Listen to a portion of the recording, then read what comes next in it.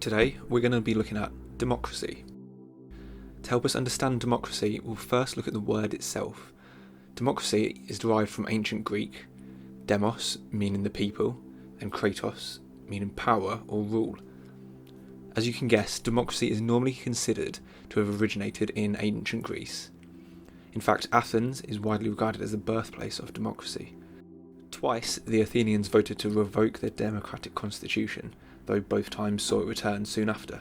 Since then, democracy has come a long way and is widespread across the globe, and is generally regarded as an all-round good thing.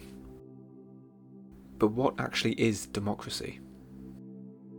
After all, most of us live in societies that are considered to be democracies. But the concept of democracy actually takes many forms, and asking two different people what democracy is may well yield two very different answers.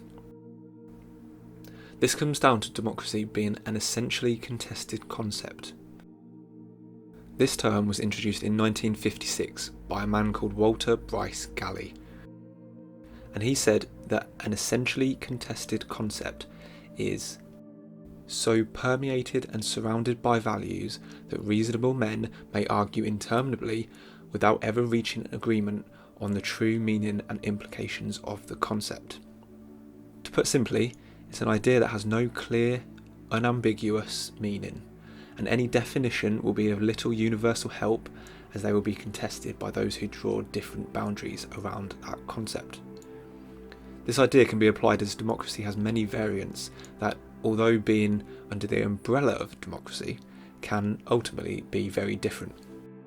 The first form of democracy, and probably the most common, is representative democracy. This is an indirect form of democracy where participation by the people is limited and brief.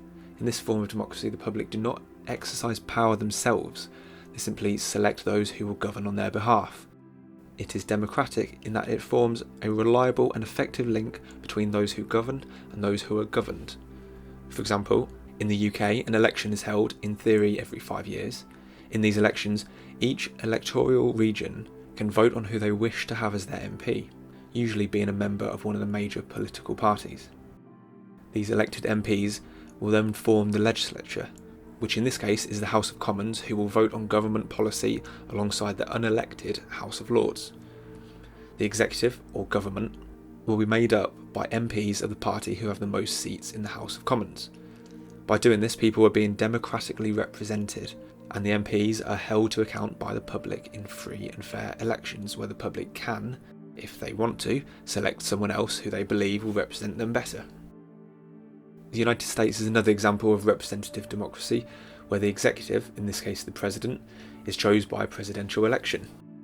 In the United States, the legislature, or Congress, is made up by two parts, the Senate and the House of Representatives.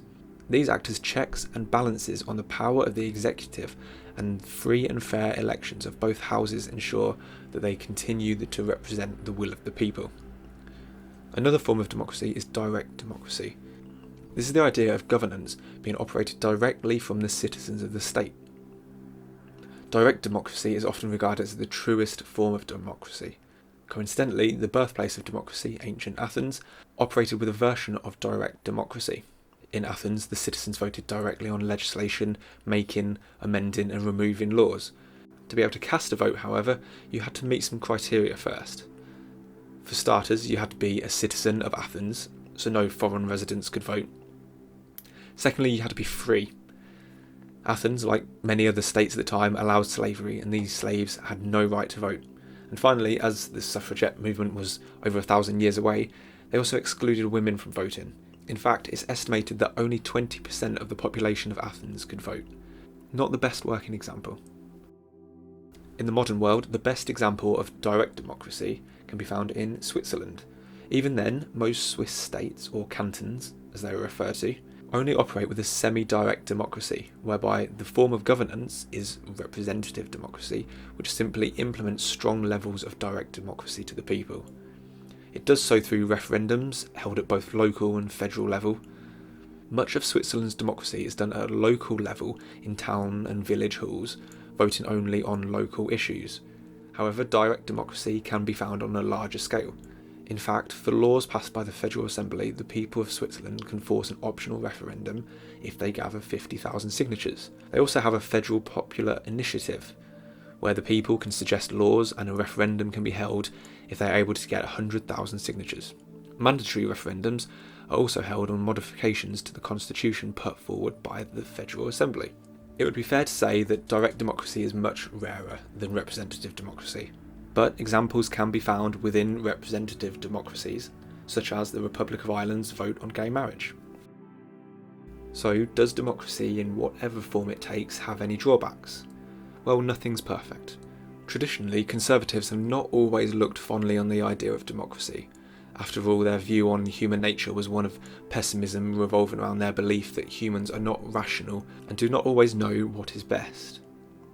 The founding father of conservatism, Edmund Burke, justified conservative criticisms of democracy by stating that society had a natural aristocracy, as leaders are born leaders, and that talent is unequally distributed across society, and by virtue of it being this way, so should power.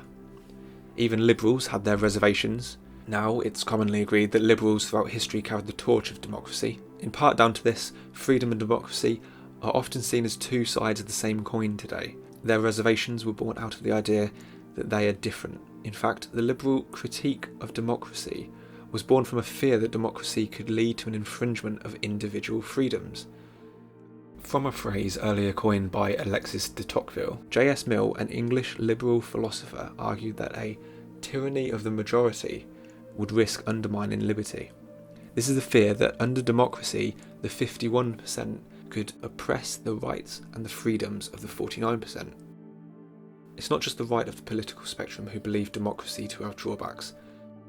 Trotsky, a Russian revolutionary, declared democracy to be irretrievably bourgeoisie and counter-revolutionary. Many Marxists argued that democracy was only given to the proletariat to prevent revolution, not out of any care for actual equality. This sentiment is backed up by conservatives. Edmund Burke, who himself admitted that change is inevitable, argued that a state without the means of some change is without the means of its conservation. This could be observed in the more evolutionary states such as Britain that endured despite being the industrialised society in which Marx envisioned his revolution to happen. In contrast, the more authoritarian nations such as the Russian Empire collapsed under the flames of the Russian Revolution. Today it's hard to imagine a world without democracy, but democracy itself across the Western world is actually in decline. Nearly all Western nations have seen falling participation rates across elections. In fact, it's not uncommon for the side with the higher voter turnout to win the election despite polls showing support for other parties to be higher. This trend is showing no signs of changing either, with young voter turnout being the lowest amongst the age demographics, which can be seen in the Brexit referendum, where 18 to 24-year-old turnout was 58%, in contrast to the 83% seen in the 55 to 64 age range. It's not all bad though, as this seemingly low figure marked a much larger turnout than the previous 2015 election, where 18 to 24-year-olds only managed a measly 43%. We hope this decline doesn't continue and young people start to reconnect with politics, and that's exactly what we're trying to encourage here.